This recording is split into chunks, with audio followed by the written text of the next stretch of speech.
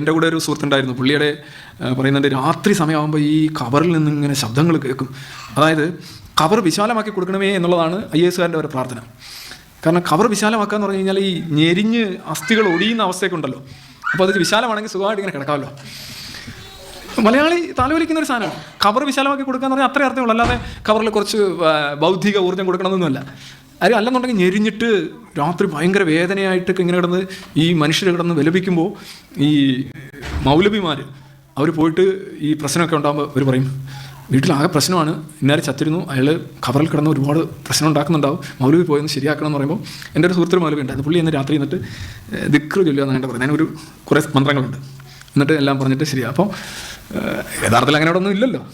ഈ മതപരിഹാരങ്ങളെല്ലാം ഇല്ലാത്തതിനെ ഇല്ലാതാക്കലാണ്, ഉള്ളതിനെ ഒന്നും ഇല്ലാതെ നിങ്ങൾക്ക് ബാധ ഒഴിപ്പിക്കാൻ മതത്തിന് സാധിക്കും. അതിന് ബാധ എന്ന് പറയുന്ന സാധനം ഇല്ലല്ലോ. ബാധ ഉണ്ട് എന്നുള്ളത് നിങ്ങളുടെ വിശ്വാസം, ആ ഫോൾസ് ആയിട്ടുള്ള വിശ്വാസത്തെ ഒഴിപ്പിച്ചെടുക്കുകയാണ് ചെയ്യുന്നത്. അതേസമയം ട്യൂമറുണ്ട്, ട്യൂമറിനെ ഒഴിപ്പിക്കാൻ മതത്തിന് കഴിയില്ല.